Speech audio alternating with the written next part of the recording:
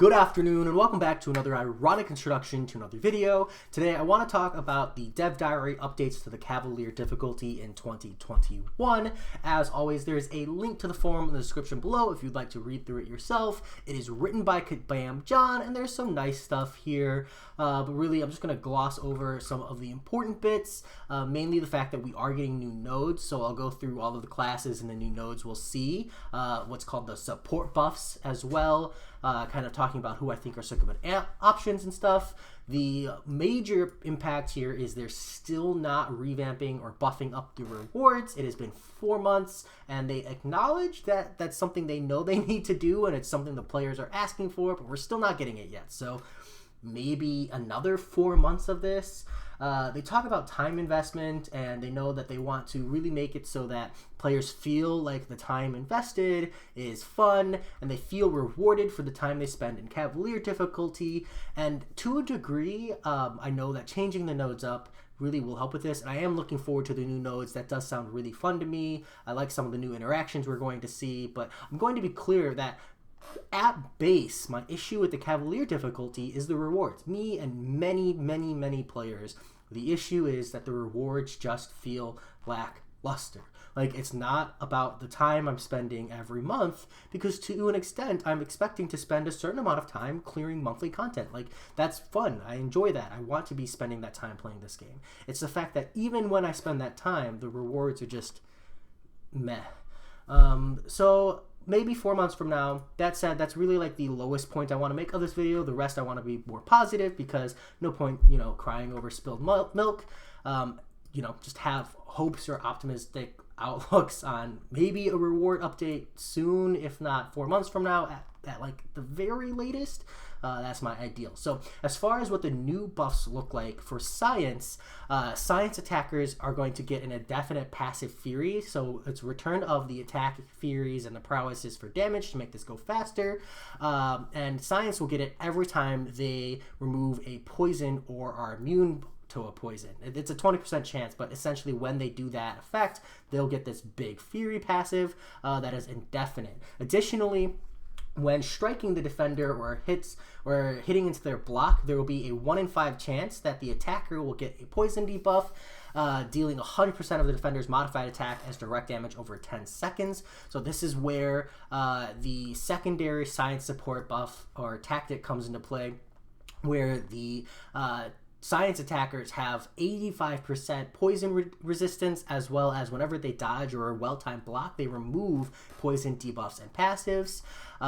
So this is going to be like the combination of hitting into the opponent and then either dodging or doing a well-timed block in order to shrug them. Honestly, though, my issue with the Science one is that 15% of modified damage still has like a potential to be lethal. I'll need to see it in game, because maybe willpower negates this to a degree, but it just kind of feels like it runs into the name war effect, where 100%, anything less than 100%, it'll still screw you. It's just like not quite good enough, especially in the long term. So I do think that in this regard, it's probably going to be better to just stick to poison immune Science champions, or just completely ignore this and opt for just poison immunes in general and just don't work off the Science class. Because on top of that, they've added that for the attacker, they have a permanent passive weakness unless the defender is suffering from a non-damaging debuff. So yes, stun counts, but that does create a really low attack rating option, and this is where I mentioned, maybe bringing other poison immunes is the answers, and just again ignore the Science bit. To a degree, this is less restrictive than this track, but it's also a little more annoying. I would have liked it a lot more if Science attackers had poison effect reduction 100%. It's just that seeing 85% kind of makes me raise an eyebrow. But overall, I think some good champs here are like Cap Infinity War with a skill champion. He'll definitely be really good. Also, all of the Hulks, and honestly, just any poison immune is going to be the answer here. Ghost might work really well. I know the Resonate Mastery in general will be a good response to the weak in the knees part. This is the one that I'm definitely keeping an eye on. As all of the class nodes, this is the one that I feel like needs the most tuning, probably. I wouldn't be surprised to see this modified a little bit in a month or two. For tech, the tech attackers will gain their indefinite passive fury rating whenever they prevent healing via a heal block. Also, tech attackers will inflict the defender with a passive heal block for 10 seconds if they armor break. So any armor breaking tech or any heal blocking champion tech will work, or any heal reversing tech. If you're looking like Guillotine 2099 with her SP2 Spectre, that will work as well. This is going to give you big furies because you get one every second that you're preventing this heal, and all of the defenders in the tech chapter, every 15 seconds they will gain an 8-second 10% of their max HP heal. So in theory, if you have the defender heal blocked for that entire 8-second duration, this is 8 Furies, 35% Furies off the gate. And if this nanite healing works the same way Arc Overload does, where it triggers at the start of the fight, I really feel like they built this set of nodes for Punisher 2099. Now, I know there's a lot of tech champions are going to work amazing here. It's just that Punisher 2099, his triggers and can trigger right at the start of the fight. So if the defender is healing right out the gate, they are immediately passively heal blocked, and then there's 8 Furies for Punisher 2099. We're talking about what, 280% increased attack right at the first 8 seconds of the fight. I can't help but feel like they're inflating his value a little bit there, but still, it's a neat note. I do really like this one. I think for the tech chapter, it's going to go a lot quicker if you bring any of the numerous options for armor break / heal blocking. For Cosmic, whenever the Cosmic attacker lands an attack, they have a 10% chance for each armor break on the defender to gain a indefinite passive fury. So pretty much most of the Cosmic roster is available here. That is super awesome. The defender also gains armor up buffs and has Mystic Ward. Those aren't too bad. It just depends on who they end up putting on the paths. But this is like the largest pool of champions, I feel, looking at that Medusa or the Vision Arcus. Honestly, there's just so many champions for this. I'm really excited about this one. I feel like they nailed it with the armor breaks, really meshing well with the whole Cosmic Attacker bit. So I'm looking forward to that, especially since we're coming off of the buffed up period where I felt like it was really limited in roster instead. So that's going to be pretty dope.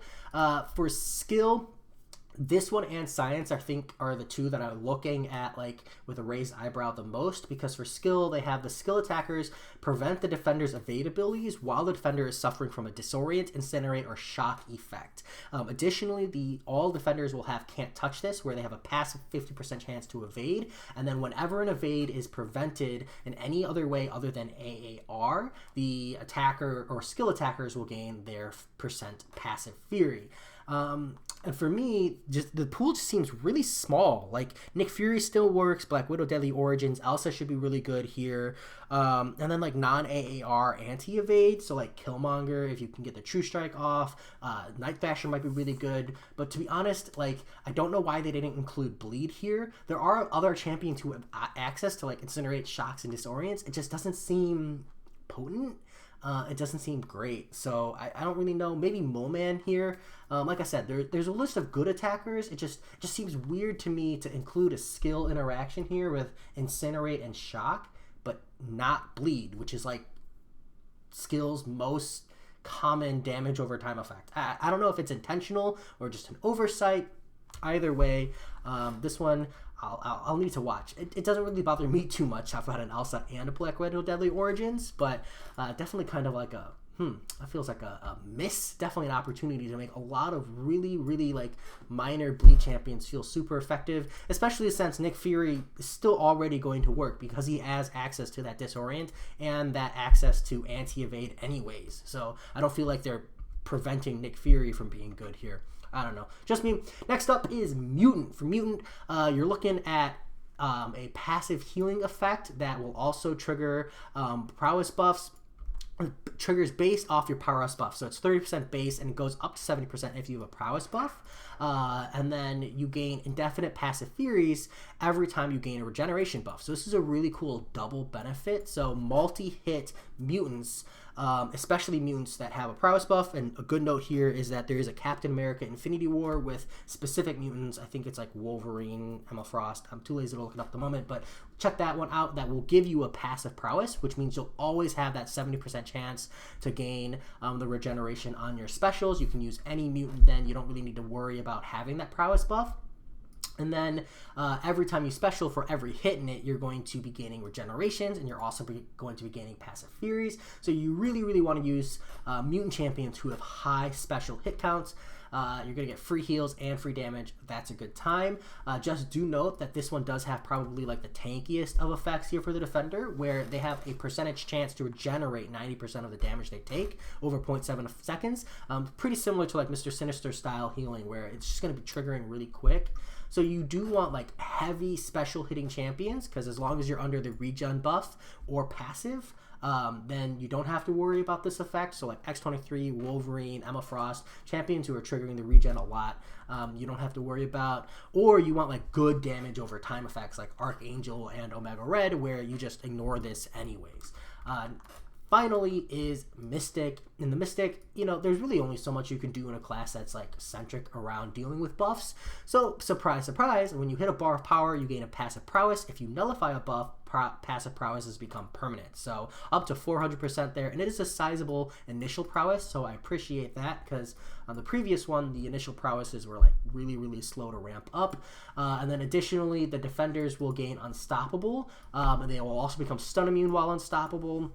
This will trigger every 15 seconds. It's a 5-second duration. The duration is reduced for each prowess buff or passive on the attacker. Not that big of a deal since we're getting it anyway. So pretty much Mystic, same logic applies. Stick to your nullified champions, cruise through. So overall, the nodes look good. They look fun. They look exciting. I think for the most part, they've worked pretty well with the classes. And I realize, you know, it's probably intentional cutoffs. They talk about it, you know, where they want it to be restrictive, but not, you know, incredibly niche. I just, you know, I feel like to really reward skill specifically, because I make the argument this is probably the worst class in the game right now, it would have been nice to include Bleed, just to make it feel a little bit better, but who knows? Maybe we've got some amazing skill champions coming through. You know, we do have that Kingpin and Mole Man rework coming, so maybe this is like, you know, a head nod towards that. But as always, let me know what you think about the Cavalier monthly support buffs update. And let me know how you feel about a lack of rewards update. As always, I hope you enjoyed, and I'll talk to y'all later. Peace.